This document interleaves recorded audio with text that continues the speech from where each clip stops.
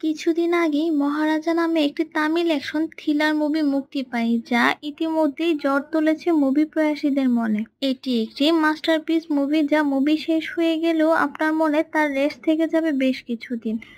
যে গল্পের রহস্য তোমার আত্মা অব্দি কাঁপিয়ে তুলবে। তো চলুন বন্ধুরা, মূল গল্পে চলে যাওয়া যায়। গল্পের শুরুতেই আমরা দেখি মুভির প্রধান চরিত্র মহারাজা একটি সেলুনে নাপিতের কাজ করেন। তার ঘর থেকে লক্ষ্মী চুরি হওয়ার জন্য রিপোর্ট করেছে পুলিশের কাছে। সোনা হিরে মুক্তা কিছুই না, চুরি হয়েছে একটা সাধারণ ডাস্টবিন। আর এই ডাস্টবিন খোঁজার জন্য সে তার সমস্ত কিছু বাজি রাখতে রাজি। ব্যাপারটা কি এতটাই সাধারণ?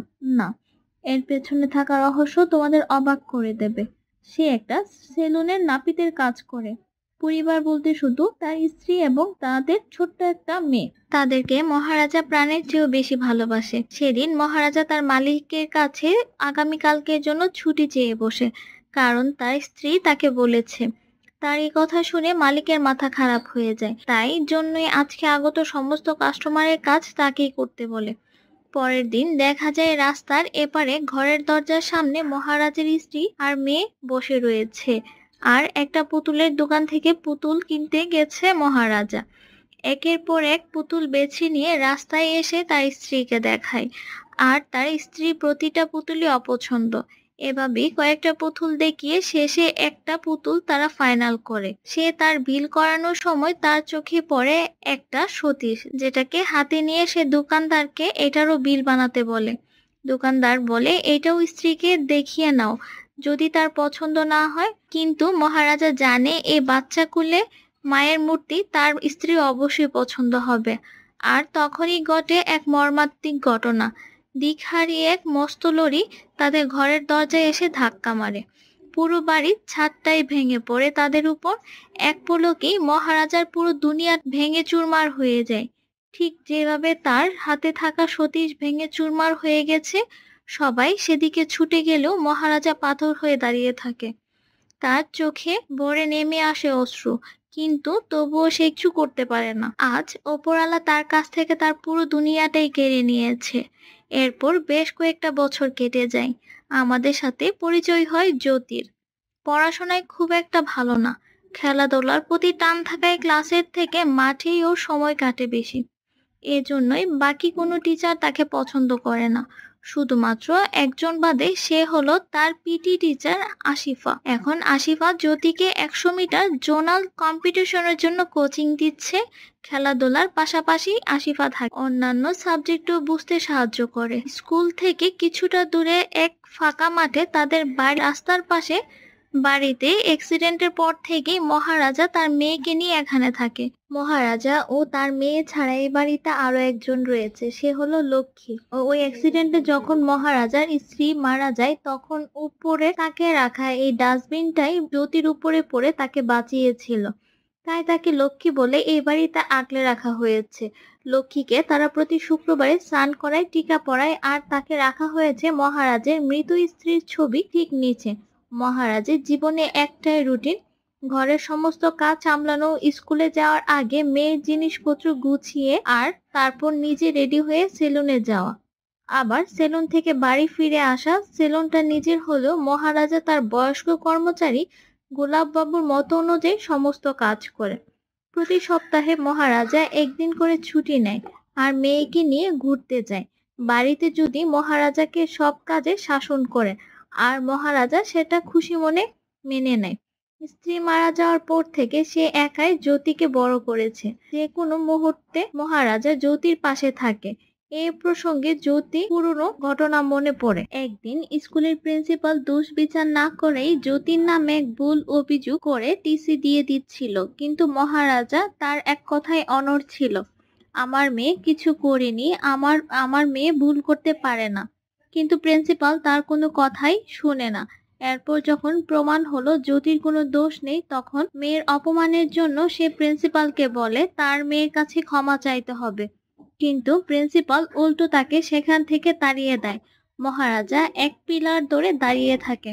সবাই তাকে টেনে খিঁচড়ে বের করতে চায়, তবে সে ওই পিলার আঁকড়ে দাঁড়িয়ে থাকে।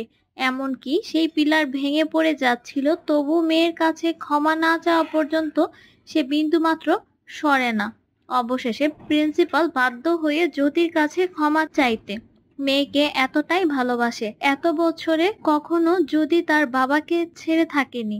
এই প্রথম এক সপ্তাহের স্পোর্টস ক্যাম্পের জন্য সে বাইরে যাচ্ছে। তাই যাওয়ার আগে যথারীতি বাবাকে শাসন করে বুঝিয়ে দিয়ে যায় মহারাজা যেন নিজের খেয়াল রাখে, আর সাথে সে যেন লক্ষ্মীরও খেয়াল রাখে। প্রতিদিনের নিয়ম অনুযায়ী মহারাজা সেদিন সেলুন থেকে বাড়ি ফিরে আসে, আর তারপরে দেখা যায় তার ঘরে সমস্ত জিনিস ভেঙে চুরে পড়ে আছে মেঝেতে। আর পাশেই মহারাজা অন্ধকার ঘরের মেঝেতে জ্ঞান হারিয়ে পড়ে আছে। এক সাপের শব্দে তার ঘুম ভেঙে যায়। আর তারপর একটা গ্যারেজের ঘটনা দেখানো হয়। একজন কাউন্সিলর গাড়ি সরিয়ে নিয়ে যাবার পর আবার ফিরে আসে। তার কোনো একটা দামি চশমা সেখান থেকে চুরি হয়েছে। গ্যারেজের কর্মচারীদের সে বেদর মারতে থাকে। যে ছেলেটি তার গাড়ি সরিয়েছে তার নাম হলো ডোনা। সেও গ্যারেজে আসে আর একইভাবে মার খায়, কিন্তু বাকিদের মতো মার খেয়ে সে চুপ করে বসে থাকে না। ওই রাতে যখন কাউন্সিলর বারে মদ্যপান করছিল তখন ডোনা সেখানে যায়। কাউন্সিলরের চোখের সামনেই তার প্রিয় চশমাটা ভেঙে দেয়, তাকে বেদর মেরে সমস্ত রাগ মিটিয়ে নেয়। তারপর অন্যদিকে মহারাজা থানায় আসে চুরির কমপ্লেন জানানোর জন্য। পুলিশকে সে সমস্ত কিছু জানায়। সেই রাতে 10টা নাগাদ সে সেলুন থেকে বেরিয়ে বাড়ি আসে। চাবি খুলে ঘরে ঢুকে ব্যাগ রেখে সে বুঝতে পারে 3জন মুখোশধারী চোর সেখানে উপস্থিত ছিল। মহারাজাকে মেরে অজ্ঞান করে দেয়। ওই চোরগুলো তার বাড়ি থেকে লক্ষ্মীকে চুরি করে নিয়ে গেছে। পুলিশ বারবার তার কাছে জানতে চায় কি এই লক্ষ্মী, টাকা, গয়না না জরুরি কোনো কাগজপত্র, কিন্তু মহারাজা মুখে বলে ঠিক বুঝাতে পারে না। তাই সে ছবি দেখায় যদি আর মহারাজার সাথে এক ডাস্টবিন যাকে সে লক্ষ্মী বলে সম্বোধন করছে, এটাই চুরি হয়েছে। পুলিশ তো রেগে আগুন। কেস নেওয়া তো দূরের কথা, থানা থেকেই তাকে বের করে দিতে চায়। কিন্তু মহারাজাও নাছোড়বান্দা, পুরো থানাকে ওলটপালট করে রেখে দেয়, কিন্তু নিজের জায়গা থেকে সে নড়ে না। থানার বড়বাবু থানায় এসে মহারাজার সব সমস্যা আবার প্রথম থেকে শুনে। মহারাজা নিখুঁতভাবে একটার পর একটা ঘটনা বলে যায়, কিন্তু চোখগুলো সম্পর্কে কোনো রকম ক্লেশিত তিনি দিতে পারেননি। তাই বড়বাবুর কাছেও মহারাজার কোনো কথাই বিশ্বাসযোগ্য লাগে না। সে ওই ডাস্টবিনের দামটা তার হাতে দিয়ে নতুন একটা ডাস্টবিন কিনে নিতে বলে। কিন্তু মহারাজা তো লক্ষ্মীকেই প্রয়োজন। বড়বাবু জিজ্ঞাসা করে সাধারণ একটা ডাস্টবিনের জন্য সে কেন এমন করছে। মহারাজা জানায় এই ডাস্টবিনই তার মেয়ের জীবন বাঁচিয়েছিল। তারপর পুলিশ জিজ্ঞাসা করে সে কি চোখে দেখেছে। মহারাজা বলে তারা সবাই মুখোশ পরেছিল, তবে হাতাহাতির সময় একজনের পিঠে হাত দিয়ে সে দেখেছে। থানার সবাই মনোযোগ দিয়ে শুনছিল। বড়বাবু জিজ্ঞাসা করে তার পিঠে কে ছিল। মহারাজা অনেক সিরিয়াস হয়ে বলে তার পিঠে গান ছিল। তার এই কথা শুনে তো বড়বাবু আরো রেগে যায়, তাকে থানা থেকে বেরিয়ে যেতে বলে। তবে সে বড়বাবুকে বলে যদি আপনারা কেসটি নিতে রাজি না হন সিবিআই এর হাতে ট্রান্সফার করে দিন। বড়বাবুর ধৈর্য এবার পার হয়ে গেছে। সে একটা বন্দুক মহারাজার দিকে তাক করে থানা থেকে চলে যেতে বলে। মহারাজাও বের হয়ে যায়। বড়বাবু তখন বাকিদেরকে বলতে থাকে একটা পাগলকে এতগুলো পুলিশ মিলে সামলাতে পারছো না। এরই মধ্যেই মহারাজা আবার ফিরে আসে, আর এবার খালি হাতে না 40,000 নিয়ে সে থানা ভর্তি পুলিশের সামনে বড়বাবুর হাতে দিয়ে বলে এটা অ্যাডভান্স রাখুন, লক্ষ্মীকে খুঁজে পাওয়া গেলে 5 লক্ষ দেব। বড়বাবু দিল কষিয়ে এক চড়, ঘুষ দেওয়ার জন্য নয় বরঞ্চ ঘুষটা সবার সামনে দেওয়ার জন্য। এরপর কনস্টেবলের হাত দিয়ে টাকাটা যখন বড়বাবু পকেটে পৌঁছায় তখন থেকে শুরু হয় লক্ষ্মীকে খোঁজার কাজ। মহারাজার বাড়ির আশপাশের লোকজন, তার স্যালন সহ সব জায়গায় খোঁজখবর শুরু করা হয়। এদিকে মহারাজার মেয়ে ক্যাম্প থেকে পাঠানো ভিডিও দেখতে থাকে, যেখানে তার মেয়ে লক্ষ্মীকে খোঁজ করছে। আর মহারাজা তার মেয়ের ফোনের কোনো জবাব সে দিতে পারছে না। বড়বাবু বা সাব ইন্সপেক্টর কেউ এখনো বিশ্বাস করতে রাজি নয় যে সামান্য ডাস্টবিনের জন্য লোকটি এত টাকা খরচ করতে রাজি হচ্ছে। তারা ভাবতে থাকে হয়তো ডাস্টবিনের মধ্যে আরো বিশাল কিছু আছে, যা মহারাজাকে চেপে ধরলেই বেরিয়ে আসবে। তাই বড়বাবু মহারাজার সাথে আলাদা করে কথা বলে সঠিকভাবে জানতে চায় এই ডাস্টবিনের মধ্যে কি ছিল। কিন্তু মহারাজা বলে 5 লক্ষের সাথে আরো 2 লক্ষ বাড়িয়ে 7 লক্ষ দিচ্ছি, কিন্তু আমার মেয়ে ফিরে আসার আগে লক্ষ্মীকে খুঁজে আনুন। বড়বাবু এবার আরো অবাক। এরপর দেখানো হয় গল্পের আরো এক প্রধান চরিত্রকে, যার নাম সেলভাম। দুজন অসহায় মা আর মেয়েকে বেঁধে রেখে তাদের সমস্ত টাকা গয়না ছিনতাই করে নিয়ে তাদের সামনে তাদের বাড়িতে রান্না করে খাচ্ছে। এটাই হচ্ছে এদের চুরি করার প্যাটার্ন। সবই নামের আরো একজন সঙ্গীকে নিয়ে সেলভাম এইভাবে চুরি ছিনতাই চালিয়ে যাচ্ছে। সবকিছু হাতিয়ে নেওয়ার পর ওর সঙ্গী মহিলাদের দর্শন করে খুন করে দেয় প্রমাণ লুটপাটের জন্য। যে মানুষটা অন্যের মা মেয়েকে সম্মান করে না, তারও কিন্তু একটা সুন্দর পরিবার রয়েছে। সেলেবের একজন স্ত্রী আছে, সে তাকে খুবই ভালোবাসে, আর একটা মিষ্টি মেয়ে যাকে সে খুব ভালোবাসে। ওই বাড়ি থেকে চুরি করে ফেরার সময় একটা শোপিস তুলে এনেছিল তার মেয়ের জন্য, কিন্তু মেয়ের পছন্দ না হয় সেটা সে ডাস্টবিনে ফেলে দেয়। আর দেখা যায় সে বাড়িতে রয়েছে মহারাজার সেই ডাস্টবিন লক্ষ্মী। সেলভামের একটি ইলেকট্রিক্যাল হার্ডওয়্যার দোকান রয়েছে, সেই ব্যবসাকে সামনে রেখে পেছনে সে সব দুর্নীতি চালিয়ে যায়। এদিকে লক্ষ্মীর খোঁজ পাওয়ার আশায় মহারাজা বাড়ি যাওয়া বন্ধ করে দিয়েছে, এখন সব সময় থানাতেই পড়ে থাকে। ক্যাম্প থেকে পাঠানো মেয়ের ভিডিওগুলো দেখে আর বাকি পুলিশদের সমস্ত ফরমাস খাটে। তাকে এভাবে কষ্ট পেতে দেখে একজন কনস্টেবল বলে, তুমি কেন তাদের পেছনে এত টাকা খরচ করছো? তারা তোমায় বোকা বানাচ্ছে। তোমার জিনিস তো খুঁজে পাওয়া যাবেই না, বরঞ্চ তোমার সমস্ত টাকা শেষ হয়ে যাবে। আসলে পুলিশ সত্যিই তার লক্ষ্মীর খোঁজ করছে না, বরং তারা এমন দোকানের খোঁজ করছে যেখানে লক্ষ্মীর একটা রেপ্লিকা বানিয়ে ফেলা যাবে, মানে একেবারে হুবহু লক্ষ্মীর মতো দেখতে হবে। কোনো এক ডাস্টবিন যেটা তারা মহারাজার হাতে তুলে দিয়ে তার টাকাটা হাতিয়ে নেওয়ার ধান্দায় রয়েছে। খুঁজতে খুঁজতে সাব ইন্সপেক্টর এমন এক দোকানে গিয়ে পৌঁছায় যেখানে তার এক পূর্ব পরিচিতদের সাথে দেখা হয়ে যায়। এই লোকটির নাম নালা শিবম, এবং লক্ষ্মীর ছবি দেখে নালা শিবমকে দায়িত্ব দেওয়া হয় লক্ষ্মীর রেপ্লিকা তৈরি করার। যেখানে লক্ষ্মীকে নিয়ে এত দুর্নীতি চলছে, সেখানে মহারাজা লক্ষ্মীর অপেক্ষায় থানায় বসে বসে সবার দুর্ব্যবহার আর ঠাট্টার পাত্র হচ্ছে। এমন সময় একজন থানায় আসে একটা মিসিং ডায়েরি লেখাতে। সে আসলে ওই ধলা নামের কর্মচারী মিসিং রিপোর্ট লেখাতে এসেছে। মহারাজার পাশে এসে বসলে তার হাতে থাকা ছবিটি মহারাজার চোখে পড়ে। সাথে সাথেই আমাদের দেখানো হয় চুরির রাতের ঘটনা। সাপের শব্দে চোখ খুলে মহারাজার নজর পড়ে একটা রিপেয়ারিং স্লিপে। সেই গাড়ির নম্বর সূত্র ধরেই সে পৌঁছে যায় ওই বারে যেখানে কাউন্সিলর বসে মদ্যপান করছিল। কিন্তু কাউন্সিলরের সাথে কথা বলেও সে কোনো হেল্প পায় না। এসেছিল না শেষে কাউন্সিলরের চশমাটা ভেঙে দিয়ে তাকে বেধড়ক মারে। সেখান থেকে মহারাজা তার পিছু নেয় আর গিয়ে পৌঁছায় তাদের ডেরায়।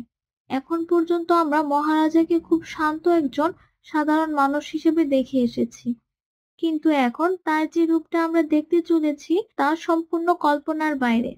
মহারাজাকে দেখে ধনা বলতে শুরু করে, সেদিন বাড়িতে মেরে দিয়ে আসলেই ভালো হতো।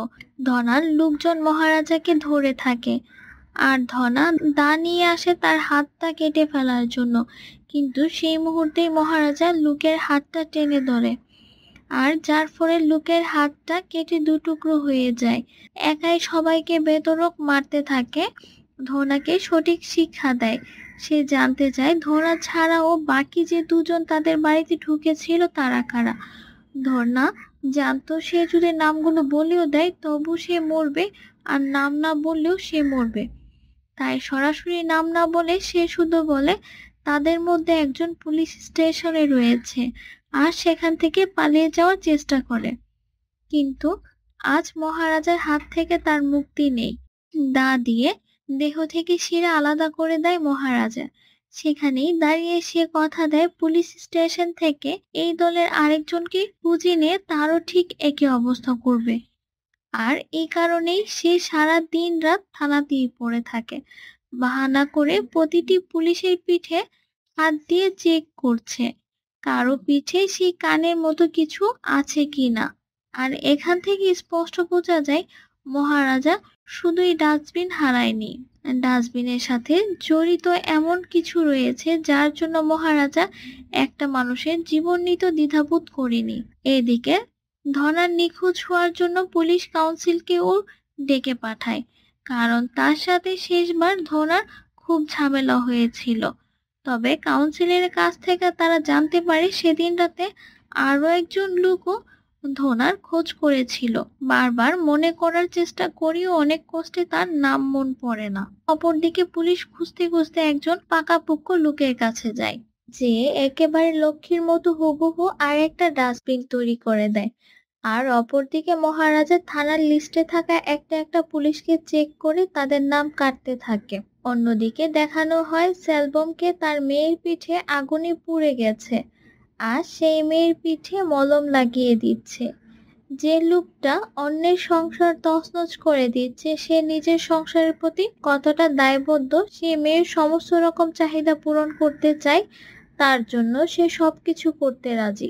দুদিন পর সেলবমের মেয়ের জন্মদিন, তাই মেয়ের জন্য সে একটা সোনার চেন কিনতে এসেছে, কিন্তু তার পছন্দ হয় একটা রেড ডায়মন্ডস হার। তার স্ত্রী বারবার মানা করে এত দামি উপহার না কেনার জন্য, তবে সেলবম তার মেয়ের পছন্দ করা জিনিসটাই অর্ডার দেয়। রাতে তার স্ত্রী বলে এত টাকা খরচ করার কি দরকার ছিল। তখন সেলবম বলে সে তার মেয়েকে কতটা ভালোবাসে আর তার মেয়ের জন্য সে সবকিছু করবে।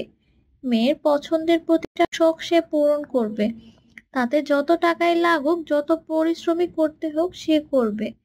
এতটাই ভালোবাসে সে তার মেয়েকে। জন্মদিনের দিন সকালবেলা সোনার দোকান থেকে চেনটা নেওয়ার পরে স্ত্রী কথা অনুযায়ী দাড়ি ট্রিম করবে বলে সেলবম মহারাজার সেলুনে যায়। দাড়ি কাটতে কাটতে ট্রিমারের ব্যাটারি শেষ হয়ে যাওয়ায় মহারাজা ব্যাটারি আনতে চলে যায়। আর এই ফাঁকা সময়ে সুবিজ তাকে ফোন করে তাদের দুষ্কর্মের ব্যাপারে পেপারে লেখা একটা আর্টিকেলের কথা জানায়। সেলুনে কেউ ছিল না জন্যই সেলবম নিশ্চিত হয়ে তার সাথে কথা বলছিল। খবরের কাগজে আর্টিকেলটা দেখে সবুজির সাথে তাদের কর্মকাণ্ড নিয়ে আলোচনা করছিল, কিন্তু ফোন রাখার পরেই সে দেখতে পায় পেছনে মহারাজা দাঁড়িয়ে আছে। এরপর থেকেই তার মনে একটা সন্দেহ বাসা বাঁধে, হয়তো মহারাজা তার সব কথা পেছন থেকে শুনেছে। সেলবম সন্দেহ নিয়ে বাড়ি চলে আসে আর সমস্ত কথা সবিজকে জানায়। তারা দুজন মিলে প্ল্যান করে যে মহারাজাকে তারা তাদের রাস্তা থেকে সরিয়ে দেবে। তখনই সেলবমের স্ত্রী তার মেয়ের জন্য আনা সোনার চেনটি খুঁজতে থাকে, কিন্তু কোথাও সেটা খুঁজে পাওয়া যায় না, কারণ সেলবম এটা মহারাজার সেলুনে ফেলে এসেছে। মহারাজা সেলবমের মেয়ের জন্য কেনা চেনটি ফিরিয়ে দেওয়ার জন্য সে গ্রামের বাড়ির দিকে আসে। সে যখন সেলবমের বাড়িতে ঢুকে যাবে তখনই ঠিক তার পেছন দিক দিয়ে সেলবম মহারাজাকে দেখে তার পেছন থেকে এতগুলো পুলিশ আসতে দেখে সবিজকে বলতে থাকে মহারাজাই পুলিশ এনেছে তাকে ধরিয়ে দেওয়ার জন্য। সবিজ ভয় পেয়ে গিয়ে তাদের বন্দুক বের করে পুলিশের দিকে তাক করে, আর এতেই পুলিশের গুলিতে সবিজের মৃত্যু হয়। আর সাথে সাথেই তারা সেলবমকে অ্যারেস্ট করে নেয়।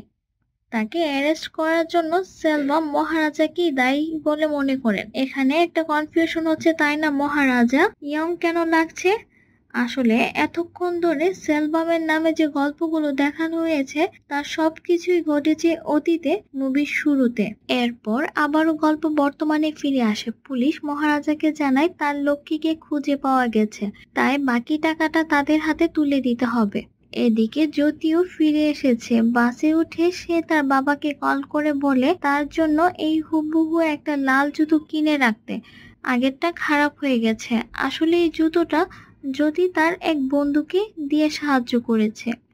এদিকে নতুন করে ডাস্টবিন বানিয়ে তাকে আবার সেই একদম পুরনো ডাস্টবিনের মতো করে পাল্টে দিয়ে লক্ষ্মী রিপ্লিকা তৈরি করা হয়। কিন্তু চিন্তার বিষয় হলো চুরি যে করেছে সে দোষ স্বীকার করার মতো চোরের খোঁজ পাওয়া যাচ্ছে না। বড়বাবু যে কয়টা চোরকে ফোন করেছে তারা কেউই সামান্য এই ডাস্টবিনের চুরির দোষ নিতে রাজি নয়। তাই বড়বাবু সাব ইন্সপেক্টরকে পরের দিন সকালের মধ্যেই যে কোনো একজন লোককে খুঁজে আনতে বলে। আরজি জানায় তার বিনিময়ে 50,000 দেবে। তখন নাল্লা শিবম বলে 50,000 যদি পাওয়া যায় তবে বাইরে আর খোঁজার কি দরকার, সে নিজেই কাজ করবে। আর নাল্লা শিবম যাতে পুরো ঘটনাটা ভালোভাবে বুঝতে পারে এই জন্যই বড়বাবু থানায় ফোন করিয়ে মহারাজাকে তার গল্পটা আবার প্রথম থেকে বলতে বলে। কিছুটা জল পান করে নেয় মহারাজা, আবার তার গল্প শুরু করে। মহারাজা নিজের পরিচয় দিয়ে সেই রাতের বর্ণনা দেওয়া শুরু করে, কিন্তু এবার তার বর্ণনার সাথে সাথে আমরা ঘটনার অন্য কিছু দেখতে পাই।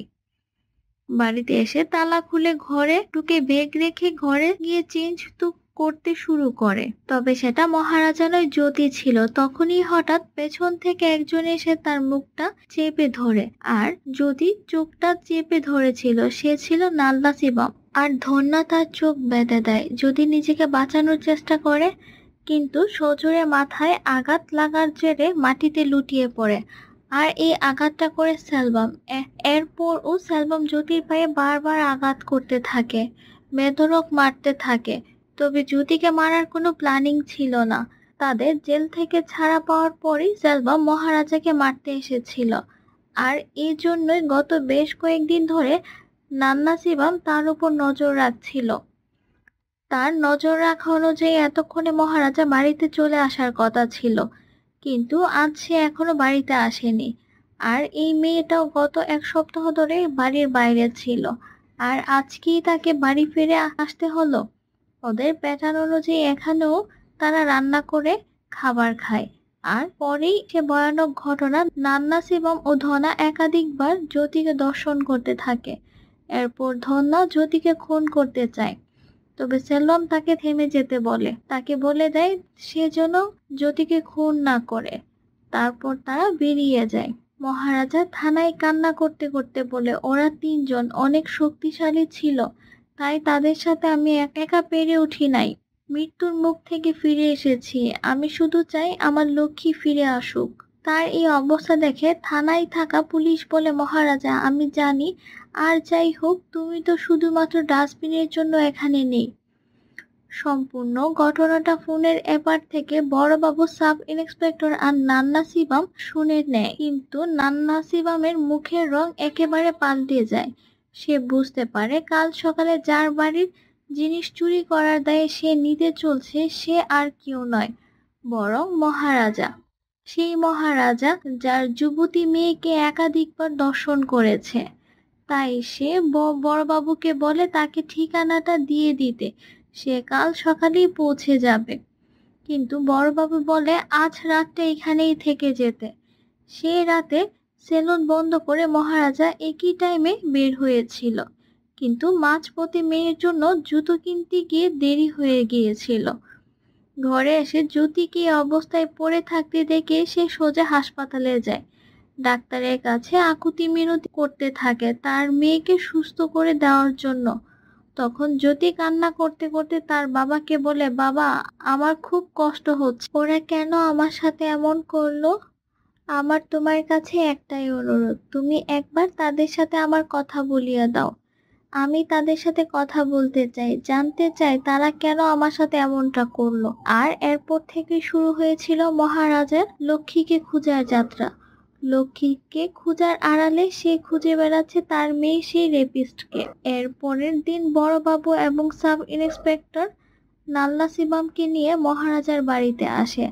আর নাল্লা শিবম বলে সেই রাতে যা যা করেছে সমস্ত কিছু বর্ণনা করতে। নাল্লা শিবমের বর্ণনা ধরনে মহারাজা বুঝতে পারে এই সেই ব্যক্তি। আর ওর পিঠে থাকা টিউমারের মতো অংশটা দেখে মহারাজা একেবারে নিশ্চিত হয়ে যায়। বড়বাবু মহারাজাকে জিজ্ঞাসা করে এখন তারা এই চুরের সাথে কি করবে। মহারাজা বলে তাকে মাফ করে দিন, ছেড়ে দিন। তখন বড়বাবু বলে তুমি তাকে এভাবেই ছেড়ে দেবে? তার কোনো শাস্তি নেই, এভাবে তাকে ছাড়া যাবে না। মহারাজা বড়বাবুকে বারবার বলতে থাকে না না, তাকে ক্ষমা করে ছেড়ে দিন। কিন্তু বড়বাবু বলে তুমি তাকে কি ক্ষমা করতে পারো?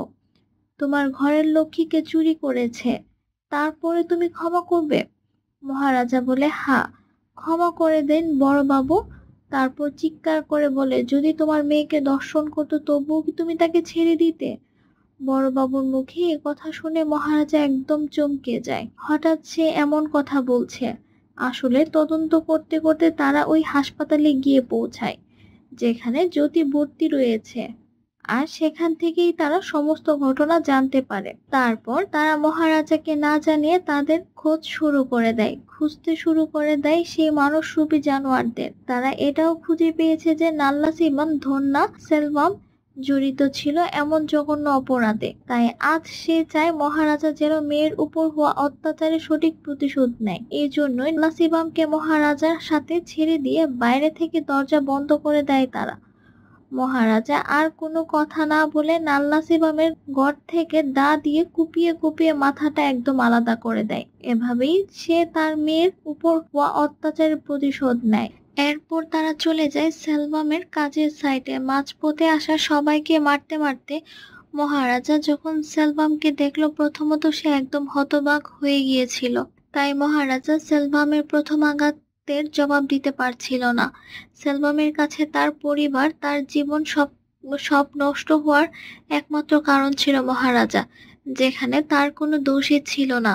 সে বলতে থাকে, তোমার জন্য আমার আমার পরিবার হারিয়েছি, আমার মেয়েকে হারিয়েছি, আমার জীবনে এতগুলো বছর আমি জেলে কাটিয়েছি। আর জেলে কাটানোর সময় প্রত্যেক দিন ভেবেছি আমি বেরিয়ে তোমাকে কি করে মারবো। এই বলে সে মহারাজাকে বেধড়ক মারতে থাকে। কিন্তু এবারও মহারাজা আর চুপ করে থাকে না। সে সিলভামকে প্রচুর মারতে থাকে। মারতে মারতে তার এমন অবস্থা করে ফেলে যাতে তার হাঁটার আর ক্ষমতা থাকে না। তখন সেলভাম হাসতে হাসতে বলে, যে বেদনা আমি তোমাকে দিয়েছি সারা জীবন তোমাকে কুরে কুরে খাবে। মেয়ের মুখ দেখলেই তোমার মনে পড়ে যাবে তার সাথে আমরা কি করেছি। তখনই আসিফা ম্যামের সাথে জ্যোতি সেখানে আসে। মহারাজা বারবার বাধা দিলেও জ্যোতি অনুরোধ করে কিছুক্ষণ সেলভামের সাথে কথা বলার জন্য। জ্যোতি এসে সেলভামের সামনে বসে। সে সেলভামকে দেখে হাসতে থাকে আর বলতে থাকে, কেন করলে তুমি এটা আমার সাথে? তুমি কি ভেবেছো তুমি আমার জীবন নষ্ট করে দিয়েছো? আমি আমার জীবনটা শেষ করে দেব? ভুল। আমি কখনই তোমার কাছে হেরে যাব না। আমি আমার এই অবস্থা থেকে একদিন বেরিয়ে আসব। তোমার যদি আমার মতো কোনো মেয়ে থাকে তাকে জিজ্ঞাসা করো তোমার মতো কত লোকের সম্মুখীন রোজ হতে হয় আমাদের। তারপর জ্যোতি একটি গয়নার পুঁটলি ছুঁড়ে দেয় আর বলে, এটার জন্য এসেছিলে আমাদের বাড়িতে, তাই না? তারপর মহারাজা জ্যোতিকে নিয়ে সেখান থেকে বেরিয়ে যেতে চায়।